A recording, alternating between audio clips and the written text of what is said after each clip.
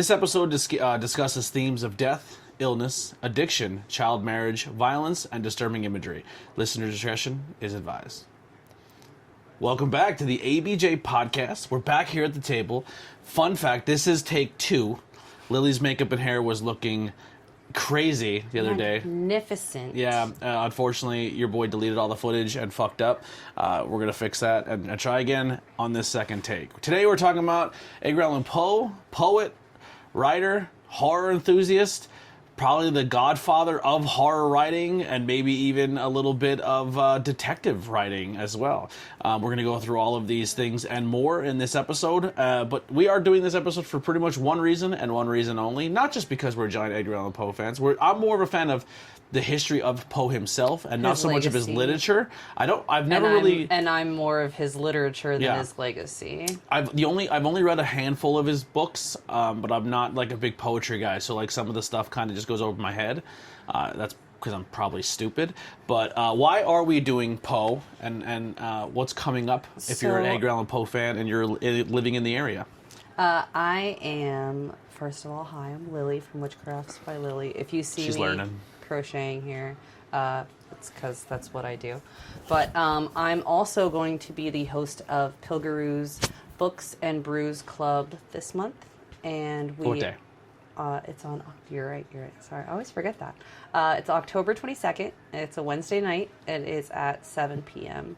I might bump that up to 6:30 just so we do have enough time for what I have planned.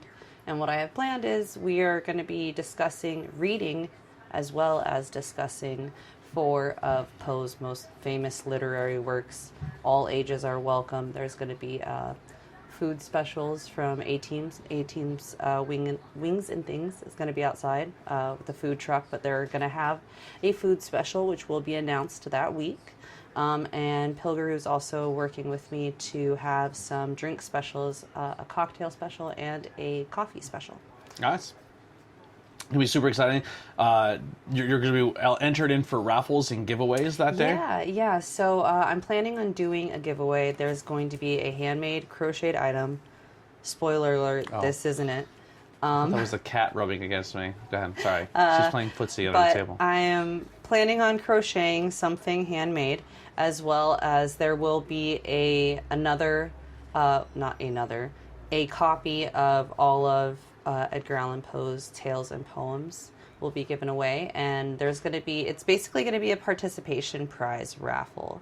So I'm trying to get people more involved in it and more people in the area to want to come to it. Mm-hmm. So what we're doing is you're getting raffle tickets for every reason. I will give you every reason to be entered into this raffle. No purchase necessary, honestly, but it does help. If you do make a purchase, it helps. So if you walk in the door that night, you get a ticket just for walking in the door.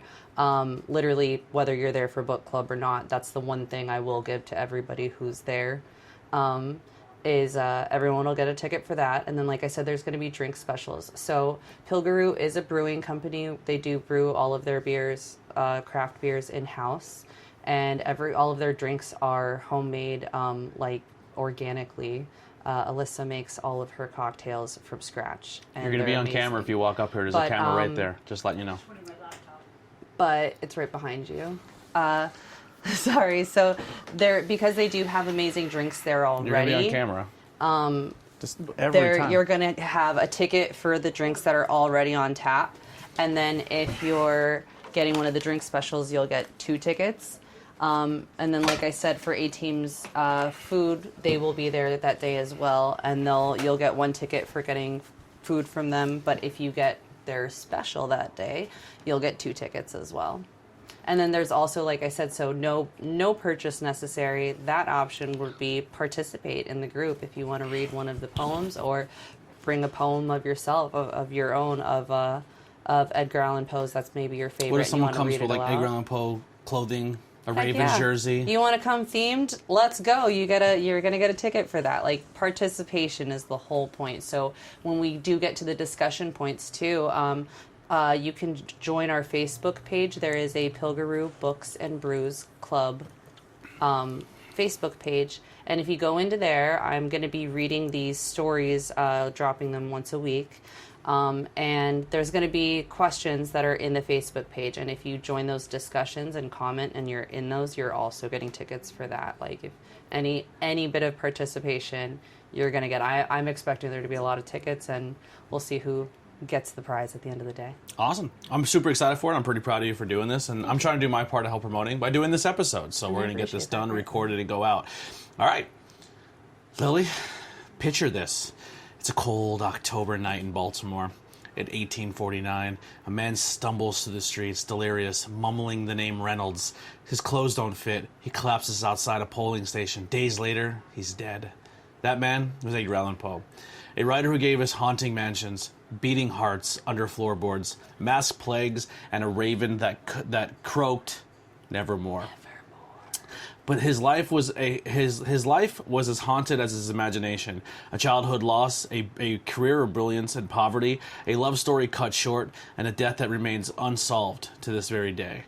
This is the legacy of Edgar Allan Poe, the mystery, the madness, the legacy. He was born on January 19th, 1809. In Boston, Massachusetts. Poe was the second child. He was a second child of traveling actors. His father abandoned the family, and his mother died of tuberculosis when Poe was just 2 years old. Poe was taken in then by John and Francine. It's France. Is it Francois? It's F-A-R-C-O-I-S. Can I finish? I'll tell you what it says if you listen. F-A-R-N-C-E-S, like Francis. I guess it's just not a common female name. It throws me off. John and Frances Allan of Richmond, Virginia. Though they never formally adopted him, he gained the name Allan for his middle name through them. So he kept his birth parents for last name, but then the Allans through his middle name. Second surname. Yeah. John Allan was a stern Scottish businessman. Francis was nurturing. This divided the household that shaped Poe, torn between affection and cold rejection. From 1815 to 1820, the Allans lived in England and Scotland, and young Edgar studied in Gothic surroundings, old cemeteries, foggy moors, and cathedrals. These images would later steep into his writing. Back in Virginia, Poe was excelled in language and literature at the University of Virginia. He studied Latin, poetry, and the classics. But Allan gave him little to no financial support to survive. So Poe gambled, racking up debts that forced him out of college just 1 year later. A letter that Poe wrote in 1829. I have been made to drink deep of the cup of sorrow. I cannot help think of the world of desert, for I have no friends. So he definitely struggled with fitting in, a struggling addiction, and just trying to be that artist, which is interesting because both of his actual parents, sadly, if they don't die and abandon him, he has a different outcome because I feel like they would have thrived with his creativity. Absolutely. What this doesn't say, but we kind of learned in the first one, is the family that did adopt him was rich. I don't know exactly how they found him or if they just got him in an orphanage. I don't know all the details to that, but they were like a cigarette family or come from tobacco farms and stuff, which. I mean, a part of I don't know how much of his life was hey, you were adopted even though you were 2, or how much that actually did affect him, because remembering you're 2 is kind of tough to do. So, speaking personally from my experience, I will say I don't remember anything about my mom, my real mom. So for those in the audience, I was adopted within my family. So my dad's sister adopted me, but I don't remember my birth mother. She adopted me when my aunt adopted me when I was 4, and I was 4 and I don't remember her. Yeah. So had nobody told me that the adoption happened and whatever that story was, I probably wouldn't have known. Yeah. But at the same time, I do feel I very vividly remember having extreme nightmares being very, very young, where I was I don't know that I was in diapers, maybe pull-ups, but hysterical nightmares, and I can't explain them to you to this day, but I just remember waking up screaming. Yeah. Well, let's get into the breakthrough and rise of Poe. At 18, Poe enlisted into the U.S. Army. The Allans, Edgar A. Perry, during this time, he published his first poetry collection, Tamerlane, and other poems. Only 50 prints were copied. Are they available? His original writings? I believe they're in here. That's cool. In 1830, he entered West Point, but deliberately neglected his duties to get expelled. He wanted to write. He wanted the freedom to write. So the military was kind of thrusted upon him. He'd do what he can to get out of the system, I guess. So Poe, to start his early controversies, just dodging the military and his responsibilities. He wasn't a patriot at the end of the day. He didn't care about the man, bro. He had other things to care about. Like he was really the grandfather of like romantic like thought and living and just being in that art all the time. It's always interesting this, like, you think of artists and like this is why I love studying people who have made it or made it to the top. Like, imagine if they were just handed to everything. Would they still have to create the same creative process? Would it still be exactly what we love today? Or do you have to go through the struggle to get there? And that's why, like, even when I'm trying to make content, I feel like I'm trying to, like, lift up someone to get them to my level. And I'm like, you can't always do that. Like, you can help, but, like, they still have to do their journey. You can't fast track someone to success. You can't fast track someone to where they want to be. Absolutely. Like, that's their journey, and you have to struggle and go through shit and cry and hate yourself. And everybody has to figure it out their own way, because, like, it is very much like you can lead a horse to water, but the horse has to want to drink, right? Yeah. Totally. Was that too Texan? Was that too country? Yeah. In 1830, sorry, I read that one. He began publishing tales in Baltimore, where he lived with his aunt Maria Clem and her daughter, his cousin Virginia Clem. So there is some things here in his life that I am kind of skipping around and I don't know the full details to. Like, I don't know what age he was adopted. I don't know where then he goes to England and then comes back, and then he's living with his aunt, who's a different name than the Allans. So I believe, I could be wrong in this. I'm not going to say that I'm a Poe enthusiast. I'm a lover of his work, but I don't know much about his legacy. I probably learned it earlier in my life, but I don't have that many brain cells left. I believe that whenever he dropped out of school, or had to drop out of school, his stepfather was not approving of it, and he had to go then live with his aunt. But was it on of his biological side, or was it? I don't know. Yeah, that's what I'm interested in. Because where'd he go? He moves back to Baltimore with Maria. So I'm just deducting that maybe with his aunt. With his aunt. Wasn't it Anne? Anne Marie? Maria Clem. Oh, sorry. Yeah. I was off. So. My bad. I'm thinking maybe Maria Clem was related to his biological family, because he went back to Baltimore, and that's where they did say his mother was like more nurturing, so it would make sense that like her family would probably. Listen, there's more we still have to learn here. We're just trying to give cliff notes so you guys can learn, and we're not trying to make you listen to a 4.5 hour podcast.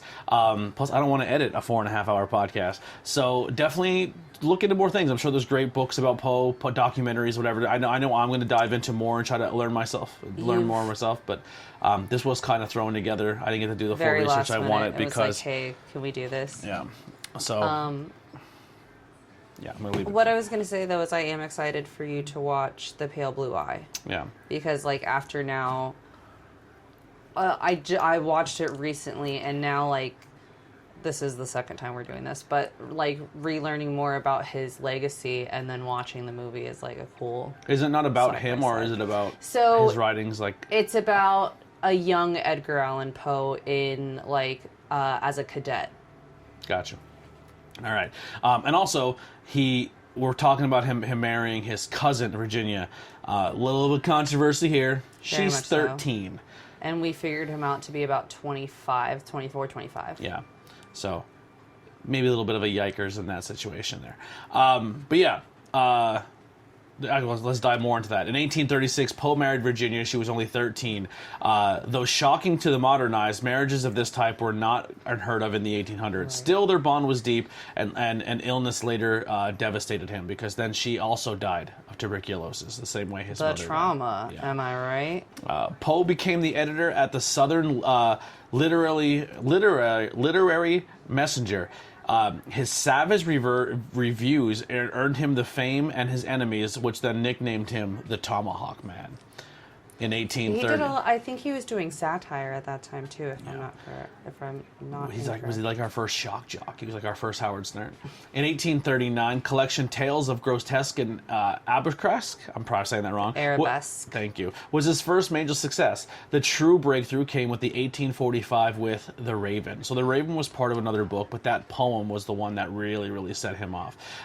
We did learn at this point in time, this is when he received some fame and some fortune. Unfortunately, he only got paid $9 for that book to get put out there. We would say some fortune. We would. Yeah, say he didn't get the payment. fortune, but he got some fame He did from get his some writing. fame from it. Yeah.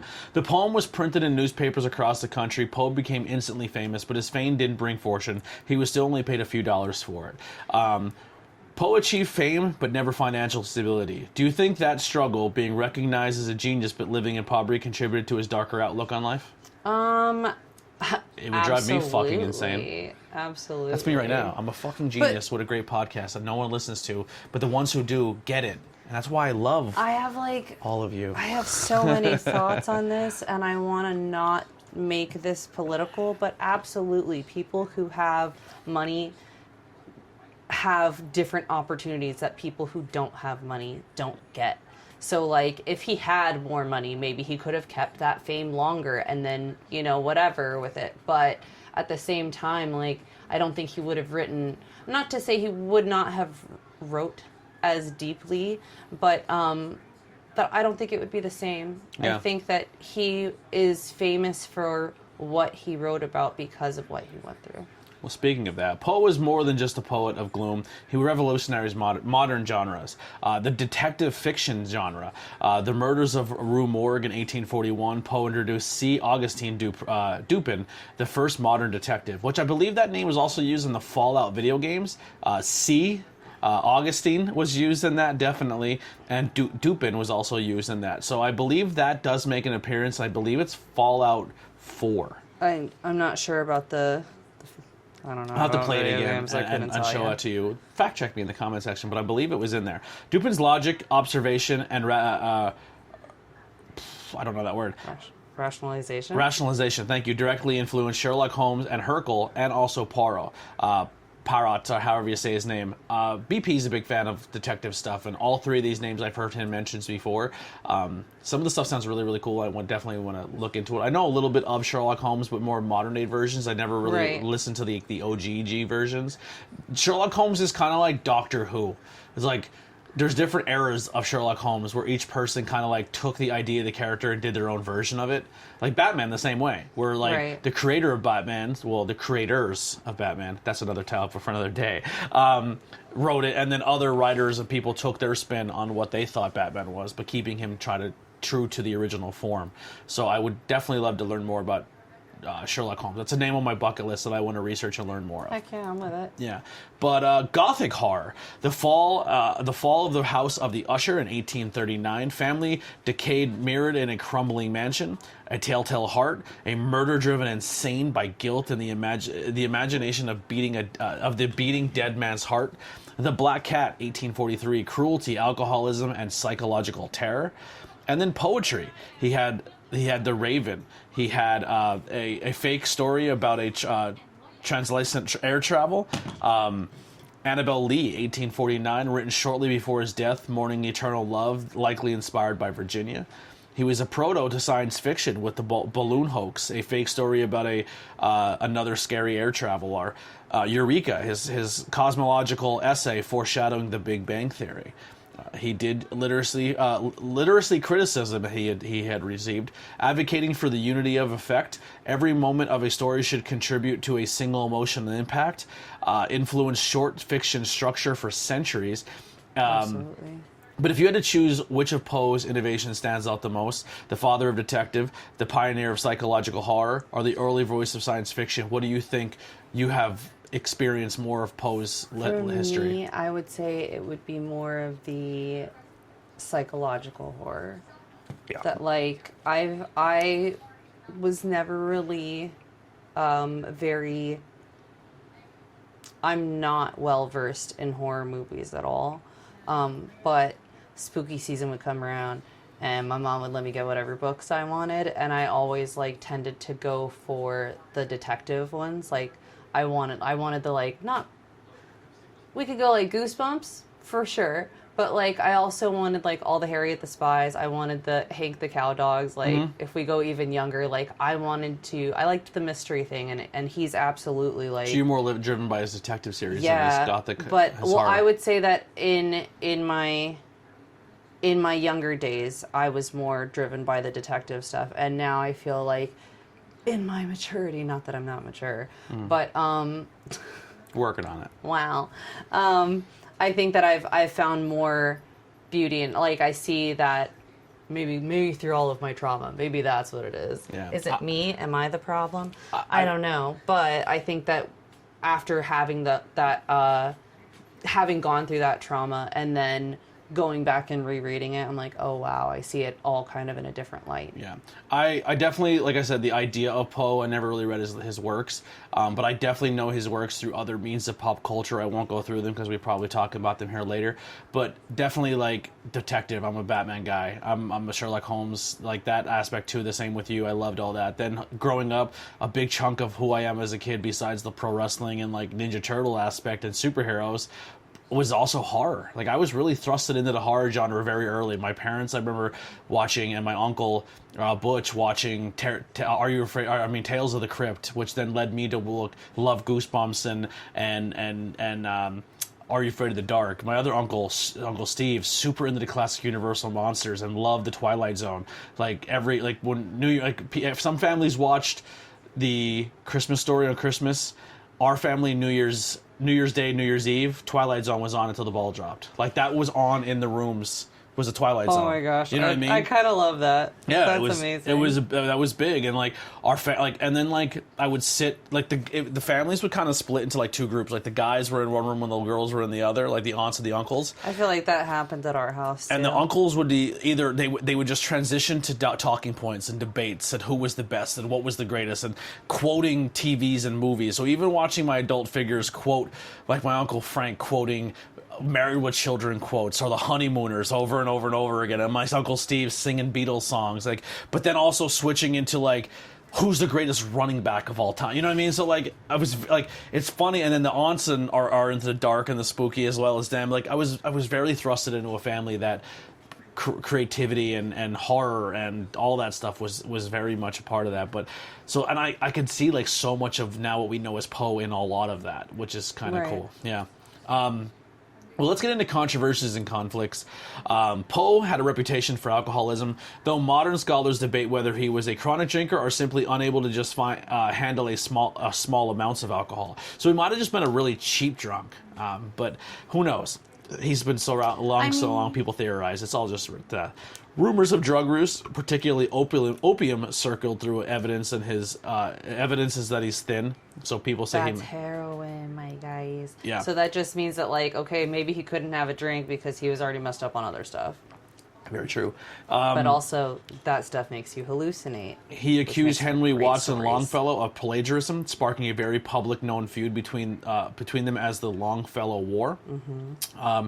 His marriage to Virginia was controversial due to her age, though their relationship was affectionate. So even in that time, it does say, I was looking into it, that even though it was not uncommon for that, no, even though it wasn't unheard of, yeah, it wasn't. It was very still common. very. Even that time looked at it like too much. Yeah, what you doing? That's your cousin. Like, you know what I mean? There was a lot of different elements. Not just, right. It was a multitude of things on top of each other. Yeah. Poe's long illnesses, Virginia's long illness, of tuberculosis devastated Poe and likely inspired stories like The Dying Woman, such as Ligeia and Annabelle Lee. I probably said that wrong. I apologize. One of his critics says he was brilliant, but quick to anger, quick to despair, and merciless with his pen. Relatable. The sword. Relatable. Wow. I'm brilliant, but I am very quick to anger, and when I do get pushed to that anger, I get a little crazy. I go for the neck, and I need to calm down with that. You need to calm down. Yeah, I'm like, all right, you made me feel a certain type of way. Thank you, camera, for completely untracking me. That camera shot's gone for a while, for as long as I was talking. Stick with me. Thank you. Welcome back. Anyway, do you think Poe's controversies, alcoholism, feuds and his unrivaling marriage fairly overshadow his genius, or are they just part of what made him as an artist we know today? I think that's what makes you who you are, right? Yeah. Are your lived experiences. Like, we just talked about Howard Stern. people Imagine if we change all the took all the time. controversy and all the rivalries with the FCC and other radio DJs away from Howard Stern. His legacy is way different, and I don't Right. know if it shows much about him and then his growth later on. So I think that, like I was saying, like I think people change all the time, and experiences shape you to who you are, and like who you are like right now is not who you're going to be in 10 years or who you're going to be 10 years after that, because those experiences are still shaping you. You're constantly changing. Yeah. All right, well, let's get into key works and cultural footprints. Poe's works influenced French symbolists who translated his poems into French and made him such an icon in Europe. So the French are huge of making him more popular overseas. H.P. Lovecraft cited Poe as one of his greatest influences. Love that too. Stephen King calls Poe the godfather of American horror. Roger Corman's 1960 films adapted Poe's Gothic tales, and Vincent Price is becoming the face of Poe in cinema. So Vincent Price is almost synonymous for the imagery of a lot of his imagery was Poe. Okay. Yeah. Musical tributes: the Alan Parsons Project, Tales of a Mystery and Imagination in 1976. Lou Reed's The Raven in 2003, and Iron Maiden's Murders in a Rue Morgue. Comic books: Batman. Nevermore DC imagines Batman solving Poe-inspired mysteries, but this is the entire framework of Batman is very Poe. Right. The city, the like Very dark, very like everything is gloom. Are these villains actually? And, I'm sorry. Go ahead. Are these villains actually? Is it a man that looks like a crocodile? Is it a guy who resembles a penguin, or is it just the hallucinations of a madman trying to make his villains worse than they are? So, first of all, love that. But secondly, thinking about it, a lot of Poe's themes in his writings are what's the difference between like revenge and justice. Mm-hmm. So like you can literally just tie all of that up into Batman right there. Like, is it revenge or is it justice? Yeah, and Batman also is looked at as like kind of an asshole. Like he was a billionaire that could have used his money to help, but he went out there and beat up homeless people. So there's the flip side of what he did too. Sports: the Baltimore Ravens NFL team with the mascot Poe, and the stadium is very enriched in Poe themes. They have Poe stuff all over the place. We did talk about before that you are officially, as of not this week but next week, declaring yourself a Baltimore Ravens fan. Next week I'll be a Ravens fan wholeheartedly. Who's your quarterback right now? I don't know. All right, his name's Lamar Jackson. He's really good. Yeah, just trying to help you out a little bit. Appreciate that. We'll get you there. Wait, who's the quarterback for the Broncos? Because I don't know that either. Yeah, exactly. She just likes the colors. This is what it comes down to. Pop culture that was a more. spite thing. The Simpsons, Treehouse of Horror, retelling of the Ravens remains is still one of the most beloved parodies. That's right. They did. I think Bart is the Crow and Homer is. You Poe. said what We should was watch it? it. What is it? Wait. There's a Treehouse of Horror episode where they, where every Halloween spooky season, Simpsons do what they call, it's like their horror episode, and it's called Treehouse of Horrors. Okay. And it's a bunch of like short little cartoons, but like of them So, like little meeting the montage of aliens clips. that come down, but the aliens are feeding them and getting them all ready, and they're like, "This is great, you guys taking real care of us. Well, we want to get you all fat because you're our dinner." Like, you know what I mean? Like, then they freak out, and then it goes to another. It's Bart goes up into his treehouse and he reads So these it's scary kind of like stories. Robot Chicken, but hosted by Bart, like in Kind his of, treehouse. he goes to his treehouse to read scary stories, but then those scary stories are turned into a cartoon. Instead of you hearing him read it, it's turned visually into something. But they do a Nevermore, the Raven, that's whole cool. thing. Yeah, We're definitely gonna have to watch that. I clearly haven't watched much. yeah, and it also led people of like I remember being young and being like, oh, this is really cool, what is this about, and then learning about Poe later on in school and like, oh shit, the Simpsons did that. Oh, okay. And that always became the joke later Well, on. that's you. Simpsons did it. You know what I mean? Like any pop culture reference, like South Park always makes a joke that like you're not original because the Simpsons did it before you, and that's why South Park's always like, we have to do stuff the Simpsons never did, which is that like their respect to the Simpsons. Fun fact: the people who do South Park and the Simpsons and a few other shows don't like Family Guy. they don't like the way their art is done and they're the way they tell jokes and everything. Interesting. Yeah, there's a little bit of a beef there, but that's another topic for another day. Do you think Poe's stories, imaginary, keep coming across so many different forms from Batman comics to NFL team? Or why do you think Poe's stories and imaginary imagery keep showing up across different forms of art from Batman comics to NFL teams to The Simpsons? Because it's all relatable shit. But at that point in time, I feel like it was so taboo to talk about those things. And it was literally like, oh, you're insane, put him in the ward. You know what I mean? So I feel like he wrote everything down as works of reading material to kind of just make it through life, maybe, so to speak. But I think that the reason why they are so revered to this day is because all of it is so relatable. Like it's so like those villains could all be someone that's in your life. Like those themes are all themes that are present in everyone's lives. Has your phone been going hard with Poe stuff since the last 2 days of us talking about it? I just realized mine has not at all. No. I thought that was kind of strange too. Interesting, yeah, because like I've been looking at that. Like, I Amazon Poe. I done research on Poe. Yeah, we posted about Poe. Well, no, I was looking at a purse, but it looks like one of his books. But I've been looking at that for a while, and last week before we were talking about all of this, actually before I even, that's really weird. Before I even knew about book club, I got a text message like reminding me, hey, you have a coupon for that. But I didn't even know I was going to do book club at that point in time. Yeah. Like since then. I was thinking that I haven't gotten that's anything. That's weird. Yeah. And we've done a lot of stuff. Well, speaking of mystery, the mystery of your phone not listening when you don't think it is, to his mysterious death. On October 3rd, 1849, Poe is found outside Ryan's Fourth Ward polls in Baltimore, a Baltimore tavern, doubling as a voting site. He was delirious, incoherent, wearing somebody else's shabby clothes that did not fit him. At Washington College Hospital, he slipped between moments of lucidity and hallucinations where he called out the name Reynolds again and again. On October 7th, he died. His final words, according to Dr. Moran, was, "Lord, please help my poor soul." He killed someone. You think he had to have, right? Because, like, look at all the times he wrote about it. And then, like, the last thing he's saying is Reynolds. Like, that's a name. Yeah.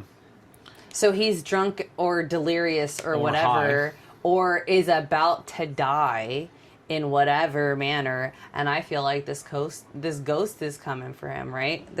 He feels like, oh my God, this ghost is going to get me. You know what I mean? Like, he's coming back for me. It's a great theory. Here's some other ones. Alcoholism, a final drinking binge. Coping, kidnapped, forced to vote repeatedly in disguises. So that was a cooping, which is a thing. Gangs would take people, huh? A coup. Cooping, yeah. COOPING. Yeah. People would kidnap people or take homeless people or vagrants and put them in disguises and have them vote to rig elections to help get their person in power so they can then take over the city and more crime would be great. So some Batman shit right there. And Poe was rumored to possibly be in that because I believe he had another element that I think I heard before, but it's not talked about in here, that he had someone else's wallet in his pocket too. Or someone else's ID, or something along those lines. Like something was in his pocket that was like, he's not even wearing his clothes. It wasn't even his ID. Right. Yeah. Right. And that makes sense. That tracks. Yeah. Or he, like you said, he murdered someone, his clothes are covered in blood, and he took the other person's clothes. Who knows? Rabies. Modern doctors note the hydrophobia and agitation to be possibly being from rabies. A brain tumor. Calcified masses were found in his skull upon exhumation. A brain tumor. Sorry, I already said that. Murder. Beaten or silenced by his enemies. They think maybe he was beaten down and he maybe had some brain trauma. And that's why he was hallucinating and struggling, and he kind of couldn't get it back together. Or other illnesses, diabetes, hyperglycemia, carbon monoxide poisoning also on the list of possibilities. Or what if it was the tuberculosis? We don't know. Dr. Moran archives here that his mind was restless, his speech is disorders. He called for Reynolds. Who Reynolds is was I cannot say. So the question for you is, which theory do you think best explains Poe's death? Do you believe it's fitting in his final days to remain also one last mystery for us to solve? I'm with mine. Yeah, the murder. Yeah. All right. It's a mystery. It's The a later mystery. legacy of Poe. Poe was buried in a modernist grave in 1875. He was re-entered under a large monument in Baltimore, so they picked him up and put him somewhere else. Poe's toaster tradition lasted for decades. The Poe toaster, a tradition that lasted for decades. A mysterious visitor leaving 3 roses and a bottle of cognac on his grave every January 19th. Today his home in Richmond, Philadelphia, and Baltimore are museums.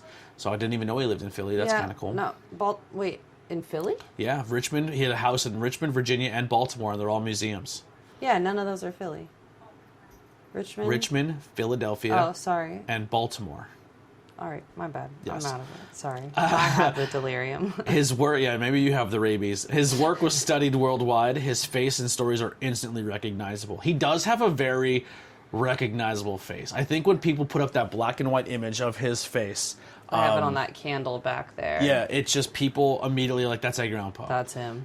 Which is pretty sick. It's also really cool because if you actually put him side by side by William Shakespeare, they very much could have been like distant cousins or something, but everybody knows which one's William Shakespeare and which one's Edgar Allan Poe. For men who were not the faces of their art. Right. For them to be remembered for their face is a Right. sick thing to think about. That's very true. Yeah. His remains a symbol of Gothic genius and a tortured artist archetype. Do you think Poe's legend survives more because of his writings or because the mysteries residing around his life or death? Both. Agreed. But look Both. at this podcast table is an example of Right. I buy a lot of things that are Edgar Allan Poe related because of how much I like his literary works, but I don't know much about him though. But like, I think that all of that keeps it alive. Do you know what I mean? Because I'm still buying the merchandise. People are going to keep making it, whatever. But also people are like, maybe are just looking at it like, yo, I have this, I'm wearing my Raven sweatpants. I have a matching t-shirt, but what is flitting? What is flitting? Well, it's from a Edgar Allan Poe, like the way that it's written on here, it's from an Edgar Allan Poe poem. And then you could like introduce them to that and it just keeps going from there. And like that legacy is going to live on forever. Let's get into some recommendations. For those who want to take a deeper dive. Books, The Complete Tales of Poe and Poems of Edgar Allan Poe. It's super affordable. You can get a really nice hardcover copy and the book and the artwork on it is beautiful for like $40 on Amazon. You can get them even cheaper if you go to Barnes & Noble. I don't know I don't know who we're not supporting and who we are supporting. I know that I'm going to get my books wherever I get my books, wherever I can find them. Yeah. But I got my copy, which did come with a beautiful cover, but because I know that I'm a mess all the time, I have it upstairs in a tote that's like safely packed away. One day I'll take it out. But I got it at Barnes & Noble for $10. Yeah. For the entire set. I know Barnes & same Noble thing does you those get. series where you put them on the shelf and they all visually look And like that's what these were. I have like Dracula, Edgar Allan Poe. I had the H.P. Lovecraft one, Edgar Allan Poe. I believe I had... I'm missing a few. I had the Grimm Tales. Grimm Fairy Tales. Yeah. There's a comic book based off the Grimm Fairy Tales that's really good, and it's pretty much done now, but it's a big series and it costs a lot. But I always wanted to get it. I always under the Grimm Fairy Tales. We're gonna have to look into that. Yeah. Because like the fairy tales that we grew up with, like Little Red Riding Hood, but like Yeah, but she if was you murdered and killed. Yeah, I love that series because like I've read all of them a lot of times, but exactly what you just said, like. And here we go with my little dark sense of self, but I feel like I always like it was like, oh, we're supposed to believe that, not necessarily that the prince came to save the day, but like, oh, there's a fairy godmother who's going to help you get your problems. Oh, well, she did help you, and actually it hurt you in the end, and if you would have just done it your dang self, like, they were dark, but still in a way that was like, oh wow, like. Mm-hmm. Well, let's get back to Poe. Some recommendations also besides the book are some films. Robert Coleman's Poe's post-cycle Extraordinary Tales. We are also going to watch The Pale Blue Eyes. And it wasn't another movie that Bri recommended that's Poe inspired. I'm not sorry. I'm sorry. We'll talk about it. So we're going to be recording again this week on Sunday, which will air for you guys. Where we're doing a Blazing Buds episode, and we're going to review the Pale Blue Eyes, and talk about some other Poe related stuff as well. So we have a few Poe related episodes for you guys to check out across the channel. Music, the Alan Parsons Project, Lou Reed and Iron Maiden, which was already talked about. I feel like a lot of Black Sabbath and Ozzy is very Poe inspired too, even though maybe they never said anything about Poe. But that theme and all that kind of lends. I think that goth culture in general lends to it. Yeah. Comic books, the Batman the Nevermore, A Haunt of Horror, which was a Poe Marvel book that was done. Games, The Dark Eye in 1995 with eerie adaptations of Poe's tales, and also the House of Rise of Usher on Netflix. Wasn't that also another thing? Yes, which is it's the same creator as the Haunting on Hill House. Yes, that whole series. That creator did that as well. Yes. If you had to recommend just one Poe story or poem for adaptation for new readers, which one would you choose and why? For a new reader, I would say The Raven. I feel like it's not so deep into the growth. Or honestly, if poetry is your thing, I would say The Raven. Because it's not... It has a bit of substance to it. It leaves you wanting more. It makes you question things. It has like a little bit of all of his themes into it. The beauty in everything. The beauty or seeing the beauty in the darkness of things. I think that that kind of encapsulates it all. But I think that if you want like something like a little shock twist value, The Cask of Amontillado is my favorite because like that's where he buries the guy in the cellar, alive. I mean, yeah, bury the lead. Spoiler alert! If you haven't read it since the 1800s, just because it came out in the 1800s, if they're a new reader, no, I don't know. But that one.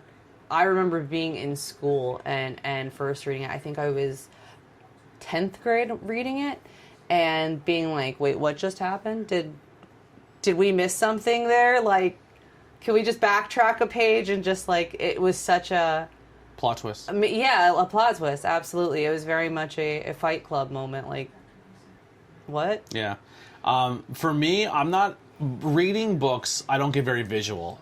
Now audiobooks are great for me. I found a love of reading books through audiobooks. I'm not someone I'm a very visual brain person, which is wild to me that I cannot read something and get the same effect. I read something and I'm so focused on the words of what I'm saying that I'm not able to let my brain put the picture together. So it's like it just doesn't work for me. It's like 3D glasses. Like I can wear them any way I want. I'm not going to see shit in 3D. Right. You know what I mean? Oh man, I hate those things. Yeah. What's the freaking point? But that's just so. But if I listen to an audiobook, I 100% visually get there. And there's only one book or one or two books that I remember like reading where it visually put me there where I was like, oh shit. But somebody was reading it to me. When we were in class and everyone took turns reading, I didn't want to read, not because I also sucked at reading, was very self-conscious about it. Another reason why I'm doing the podcast in this form to help better myself at my public reading. And if I ever get to a job where I have to do cue cards or anything, I want to get better. But, and also learn better words. I just want to get smarter. One SAT word a day. Yeah. But I don't know the name of the book. I always say the wrong thing, but the Cast of the Red... Oh, the Mask of the Red Death or whatever. The Mask of the Red Death. Yeah, I love that one. Like, I visually was there of, like, watching this party, and each room had its own theme and color scheme, and he just went through the party, and everyone bleeding out of every orifice of their body. There's theories that specific short story is based off of Dante's... Inferno. Yes, but like the 9 levels of hell, and going through each one is like going through. So you're going through a different room, but you're actually going a little bit deeper. Yeah, I always looked at it. My visual representation was like the last room was where the richest of the rich and the kings and the queens and the leadership were, and there was like a pyramid scheme. Every room was just there, but you're all implicit to the same crime. Right. And death was like, I don't care how much money you have, you're all going. Right. And that's how I perceived it, and it was very punk rock to me. Yeah. That's fair. That's completely fair to be like, they all die. Yeah. Yeah, it's like, fuck them. And then the homeless people outside are like, we can't even take their shit. It's covered in blood. Anyway, yeah. All right, well, let's close this one out. Edgar Allan Poe was more than just a writer. He was a visionary who gave us nightmares, detectives, doomed romances, and a world that we still in worlds that it still inspires. His life has ended in mystery. His stories will live forever. The same. Some say the greatest mystery is we'll never know how he died, but maybe that's perfect ending for a man who turned the shadows into his stories. And so, the Raven whispers once more, nevermore. Thank you guys for tuning in to the ABJ podcast. Make sure you come to Brews Giving here at Pilguru. If you can't physically be there, Brooks and Brews Club. Brooks and Brews at Pilguru Brewing Company. If you physically can't be there, we can also figure out ways that you can get inspired, or you can come and hang out just by watching this content if you're not local or from around us. Also, if you want maybe something Poe inspired because you like Poe and you like the fact that Lily's also into Poe, reach out to Witchcraft by Lily. She has all these great ways that she can create things for you, whether it be refashioning old clothes, putting stuff on clothes, crocheting. The lists are the possibilities are endless. So hit her up for all your creation needs. Thank you. And what I was going to, what I will add to that is, even if you can't be there that day, like I said, if you join our Facebook page and you jump into the chats and you're discussing things in there, I'm still going to be throwing tickets in for you. So you still have a possibility of winning that prize. So even if you can't make it that day, if you win the prize, I'm going to be, contacting you. We'll figure that out later. But you don't have to be there to win the prize. There's a bunch of different ways to be there. But again, another thing about our book club is everyone's welcome. Pilguru, although it is a brewing company, it is an all-age business. Yeah. They have, if you're worried about it, we've had, I have some bodily injuries going on currently, but before all that happened, I was bartending there. And we've had families come in and their kids sit, not saying that they're not, being negligent or anything, but the kids sit and play on the Xbox. We have a Wii there. There's board games. There's stuff for everybody to do. The owners bring their kids. Yeah, guests absolutely. bring they're all kid and pet friendly. Yes, which are pretty much one and the same. I think until they hit a certain age, they're like puppies. They're just a nightmare. They're cute, but they're a nightmare. But yeah, we have brought in the girls there before, so they're my kids have actually helped me run a marketplace there before. The brewery's going on 4 years in its existence, and knock on wood, no fights, no arguments, nothing serious. No one's ever been injured because of drunkenness. Everyone who goes there, even though the beers could be strong, everyone drinks very responsibly, and it's a great place. And that's another reason why I like going there. Who would have thought a punk rock, pro wrestling, goth hippie emo bar would be the chillest place in the world, and no one ever gets hurt or nothing terrible ever happens? Come at us, bro. What? Our fucking generation's killing it. In this day and age? Yeah. Make sure you guys check out if you made it this far, please hit like, share, subscribe wherever you're watching this, whether it be Facebook, YouTube, Twitch. Also, if you're on any of those platforms, go over to the other ones on my link tree below and follow and check out those other ones. If you're listening to this on the ABJ podcast platform, you can also go and check out the Not Cool in High School's own YouTube page and hit that one to subscribe. It has all the past previous content of Not Cool in High School since the beginning when it was still the Not Cool in High School podcast, but now it's just a subsection of the ABJ podcast. I know that doesn't really make a lot of sense, but in my brain it does. They are the same, but they're all their own entities. And hopefully in the near future, we are back at the table, which is a huge thing for me. This table has given me energy that I cannot describe, and I love being here again. We have new camera setups.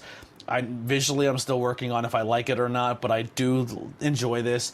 But another thing that has me really excited, and I don't want to get too excited in case it doesn't happen, because at one point in time I did take this probably too serious, and I pushed too hard of the people that were on my teams because I wanted this to be something. I wanted this to be a way for all of us to get out of our 9-to-5s and do great things. And I worked really hard at it, and I dedicated a lot of time away from this. It's cost me friendships, especially with people within the podcast. It's cost me a marriage. I'm not getting all Poe on you guys and getting all sad and depressed, but I have rekindled some of those friendships that used to be on here, and I have made amends for my craziness of what I put into this podcast, and I have rewired my brain into just being like more like let it come to me instead of just kind of pushing as hard as I do. I still work very hard, don't get it wrong, but I'm not as insane about it. If I'm like, you know what, today I'm taking the day off, I do it, and I don't get insane about it or get really depressed or sad. And for that reason, you might see some familiar faces coming back to the table, whether it be on Not Cool in High School, Not Cool in High School Horror, Tornado Tag, or even Truth Behind Illusion, which gets me very excited because I really, really love those people, and I loved making art and content with them, and it does mean a lot to me if we can rekindle that and do it again. I don't know why that went back to its regular screen. It freaked me out like something happened. I think we're good. But yeah, so hopefully in the future you'll get to see some of those classic people come back and make some art and talk about things we're into. Not Cool in High School will go back to like show and tell and all that kind of stuff and talking about it. I'm thinking, can we do that? So here's what I'm thinking, and I want to try it here with this one. I think what I'm going to do is when we set up the cameras, I put the cameras here and I let it record, right? And then I think after we finish, I'm going to let them record because there's some moments in there where we keep talking. But I think what we're going to do is these episodes are going to be almost like 2-part. So but they're all going to be on the same video. So after we finish the topic, you clicked on the thumbnail, you're here for the topic, we got the topic done. Once it's done, we'll talk about what we've been into, catch up, show and tell on the topic, and like, hey, I'm also playing this video game or talk, because that was a fun fact of the Not Cool in High School is like every week we're like, yo, I watched this movie, here's what I thought about it, you should go check it out, and then if we all collectively liked it, we did an episode on it. So I want to bring that back too, but that'll all be post-credit, so you hear the Converse Kid, and then come back and hang out with us and hear that second part of the episode. So that'll do it for the Edgar Allan Poe side. Here's some music by the Converse Kid. Make sure you check the links below. Follow myself on all social media. Follow Lily, and maybe we'll come and hang out with you guys a little bit after the credit and talk some more stuff. Lily has some stuff she wants to show off, and we'll go from there. See you guys. We're out of here. Bye. Okay. All right. We wrapped. Fuck those viewers, right? Am I right? Oh, you're still here? Sorry. All right, well, let's get into what we've been up to, what we've been doing. You can crack it. I don't care. What we've been up to, what we've been doing, what we've been watching, talking about, pop culture-wise, music, movies, whatever it may be. Have some fun and go from there. So, let's do your show and tell first. Okay. Forget the hoodie I'm wearing currently. Not sorry for who it offends. So we're probably going to lose her on camera. Try not to lose the camera bit too much here. I'm going to have to extend my legs a bit. But this is what she wore yesterday, and I deleted the footage. Yeah. My makeup, my hair was beautiful. I have second day curls, so we're just, here we are. But it's okay because Poe would love me to look insane. Yeah. But yeah, so here's my favoriteest shirt. It's from Black Craft Cult. It says, "And the Raven never flitting, still is sitting, still is sitting." And I really hope you don't lose me. Are you gonna try to good. okay. I have the matching cool pants. He's like, the pants are gonna have to work on that camera. He's a raven sitting on all of Edgar Allan Poe's books. What we'll do also is we will say, take photos of all this and post it on your Instagram, and if people want to go check it out, they can go and check that out. So that was like a whole set, right? Shirt and matching sweats. As far as like his legacy living on, we did talk a little bit about this in the deleted photos, but like the Raven and Nevermore have both become like synonymous with Poe. So here I'm going to show you my literally Bic lighter.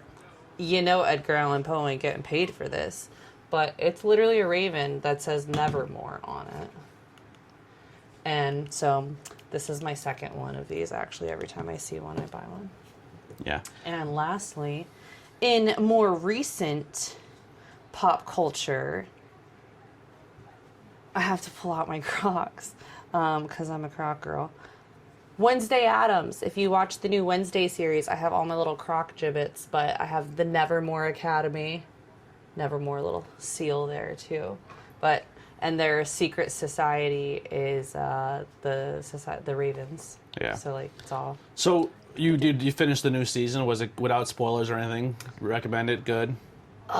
Okay, so first of all, I'm a little frustrated that they split it up the way that they did. They only put like I think it was only like 3 or 4 weeks in between the first part of the season and the second part of the season, and I kind of get why they did it because there was only a total of I think 7 episodes, but it was really really good. I think that like I rewatched it recently. Like it only came out recently, but I already rewatched it.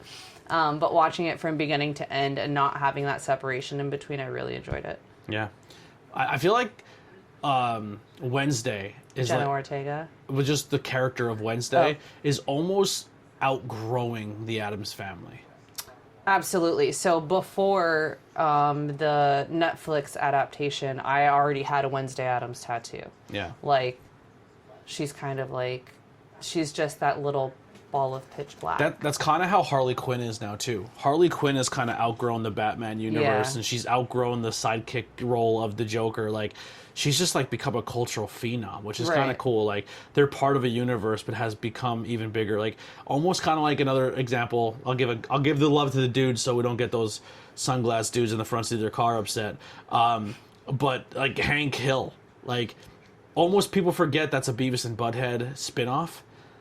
Oh, I didn't know that. Yeah, King of the Hill. I've watched a lot of King of the Hill. Had no idea that was from Beavis and Butthead. He was their neighbor. But they don't really talk about it. Beavis has never shown up in King of the Hill, but he was a spin-off of that. Daria was a spin-off of Beavis and Butthead. I feel like that tracks. Daria was like that goth Wednesday Addams cartoon girl. She was that like, she was grunge, but yeah that's still very like dry, even like monotone, just everything. Yeah. But also when it comes to stuff I've been watching, we did watch the movie Dangerous Animals and Weapons, which we're going to be doing full podcasts on. 2 horror movies in 1 month for you. That's impressive. Congratulations. 3 if you count. Well, it absolutely should be counted. The Pale Blue Eye. Okay. Well, we didn't watch that yet. So. Well, you're gonna. Yeah. Then music-wise, a little bit news for me that I'm excited about. If you're not, sorry. But Ghost, we just found out they have... Not only are they coming back to the U.S. for another tour, which awesome, but also they announced that while they were in Mexico... They did 3 shows, one of them being in Mexico City, and all of those shows were filmed on 16mm thing, and they are doing another Ghost movie, which is exciting. We have a date night. Speaking of movies and music, was it confirmed or did I just see it that like there was while he was there he did like the Sugar Skull, like a Sugar Skull version? I think photos kind of leaked of a different mask or I think it was like a T-shirt or something that's available on their site now or something like that. But the we also are we got our tickets already. I think we're one of the first ones to get it. How insane would it be if we're the only ones in the theater? It'd be hilarious, but I don't think that's going to happen. Yeah, but we are going Look how far we are driving to get there. We are going for the second night. It debuts Friday, Saturday, and Sunday. I guess we'll do a car review. We'll do like a vlog style episode where we go and do our best to talk about it. I don't think we could bring cameras in, but we'll film some stuff on our phones that we experience. She even thought about maybe going early and doing content with people of like Swiftie style content, which we'll see. I'm not sure. I get really nervous going up to strangers, but maybe we'll do that. But we're going to see the Taylor Swift album release, movie, video, whatever the hell it's going to be. So it is the release of her music video, The Fate of Ophelia, which comes, so the album gets released Thursday night into Friday at midnight, and then the release party is in the movie theaters Friday, Saturday, and Sunday. But you're only seeing the music video for The Fate of Ophelia, and then you're getting all of Taylor's like what she did to put into this, like all of the behind so you're not the listening scenes to of like the album? what's going into it. No. So I'm gonna be spending all day Friday just with it in loop in my ear and then try to get it. All right. Well, then I guess that's what we'll do on the way up to the show is we'll listen to the album. I'm also crocheting because, hello, cardigan. And yes, that is a Taylor Swift reference, not telling you what I'm making. But also, cardigan. So, of course, this all happened. You got the tickets yesterday. Yeah. We were I was all goth girled out yesterday, recording for Edgar Allan Poe. And today we are again today. And, I mean, Taylor Swift's kind of it's- goth. I mean, she's the daughter of Anton LaVey, right? Let That's me the conspiracy. finish. Anyway, so we're doing all this Poe stuff, and in the midst of it, I'm making a Taylor Swift cardigan. But that's the life of a Poe girl. Yeah. Get it? Get no. it? Oh, her new album's called The Life of a Showgirl. Gotcha. Dang. Yeah. I'm sure it landed it with some other Taylor Swiftie. Yeah. But just not me. Yeah. You should make friendship bracelets. I should not. I have no time to do anything. It's this week already. I have to still edit this video and another one. Touche. So, anything else we making watched? this water. Actually, I have the music thing. I haven't listened to a lot. I've listened to a little bit here and there. My brother was home from the military, and he's really passionate and into Sleep Token. So the other day we were kind of doing things and straightening up this room, and I put on his favorite album. And maybe some Sleep Token reviews will be coming and more album reviews. Myself and Billy are already in talks of doing album reviews. He still hasn't given me what review or what day he wants to record. But that's just the life of this podcast. People are like, I want to do it. And then you just never set a date and tell me. And then there's people who do set dates and then I cancel on you. So I apologize for that too. It goes both ways, I guess. But yeah. Anything else? I'm drawing a blank with other things that are going on for me. Things that are going on. Pop culture wise. Oh. Movies or music or anything we've consumed. So I mean, I'm very, very looking forward to Life of a Showgirl. And here's the thing, right? Is that you are off Friday night, Yeah. and it's October 3rd, and it's October 3rd, but October 3rd is such an iconic day for a different reason. And that's because it's Mean Girls Day.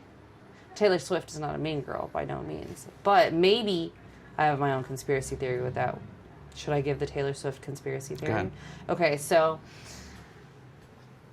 Karma was supposed to come out, but Karma never came out. That was an album that got dropped because of everything that was going on with her getting her albums back, but she never actually let it go. So I feel like this is the Karma album. Like, this has already been debunked by all the Swifties. It's just common sense. But Karma is supposed to be like in the Reputation, in It's Me, Hi, I'm the Problem, It's Me, in that the anti-hero. In that music video, the girl who's wearing orange and green throughout the entire music video is the mean girl. She's the show girl. She's the rude girl. So it's like, maybe, like, Taylor Swift is dropping Easter eggs left and right. Maybe she's just releasing it on that day because this album is about the mean girl. This is from that mean girl's perspective. Like, Gotcha. Interesting. Okay. Mean Girl Day. That's my. We'll see if that's true. You know, come in a few days. I also want to this weekend, or not this weekend, but sometime this month, I need to find a Rocky Horror show, whether a live production or a theater playing it. Absolutely. We found that our theater's doing it, but it's on a Wednesday or Thursday night, and we don't have the money to go, so that's not going to happen. But hopefully sometime in the month someone's doing it. I definitely want to make that a yearly thing. I haven't done it in a while. I just think with your hair pink, I'm sorry, I will go back there.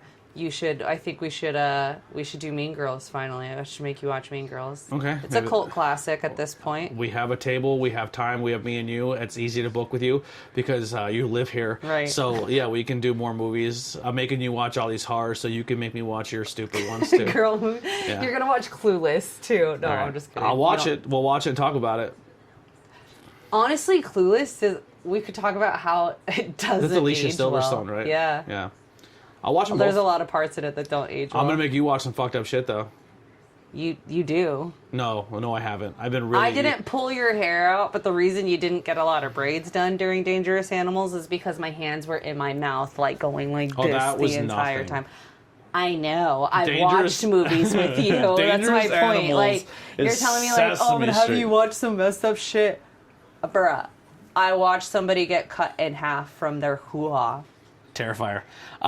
Which part 3 we're going to be doing as well soon with Courtney. But so much coming out. Thank you guys so much. This is, I guess, podcasts are ended, but thank you for hanging out with us for the bonus scenes. Super dope. If you guys like this format, let us know. Let us know in the comments. Engagement. That's how we grow. These algorithms are 100% based on what you're watching and consuming. If you have made it this far and you haven't commented or hit liked or engaged on this at all, you may lose us. The algorithm is pretty much based on what you engage in and what you're watching. And if you just skip through it or don't come or come and leave, it's not going to help. And it's the way it is. If we grow, we grow. If we don't, we don't. As at the end of the day, I'm making art. I'm happy doing it, and I'm doing it with people I care about. And that's my sappiness. We're out of here.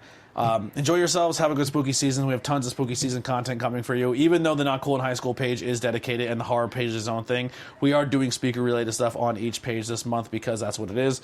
But also, if you want more Poe, come hang out with us on the next episode of Blazing Budge, where myself, Bri, and Lily sit down and hang out, smoke, and talk, but then also cover some Poe and review a movie. We'll see you guys next time. We're out of here.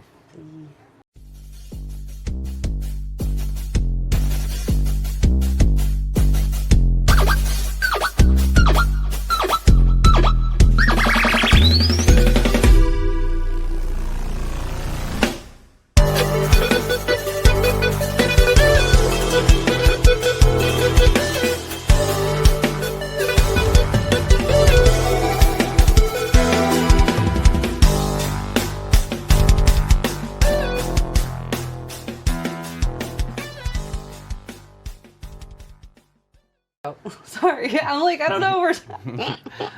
I'm trying not to put the drug use in. No, that's fair. shot. That's fair. What did you talk about though? Like as The far as history, Monterey things City going down, the school, education system, poverty level in this town. Like fun facts about the town, but also positive facts about the town, and like sports and how the town is very derived on its sports history, as well as like local fire departments and churches.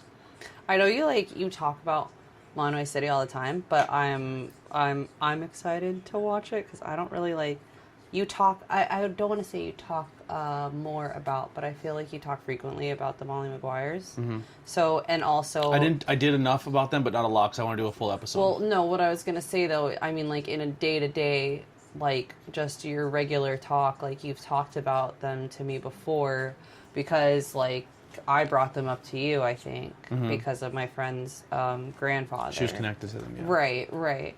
But like past that, I really don't know jack squat about Monterey City, so. Yeah. I'm passionate about it. It's where I'm from. I think it leaves a legacy for me, but... Yeah. All right. Let's get into this one. We are doing the episode of Edgar, Allan, Poe. We're going to be starting right now in 5, 4, 3, 2, 1...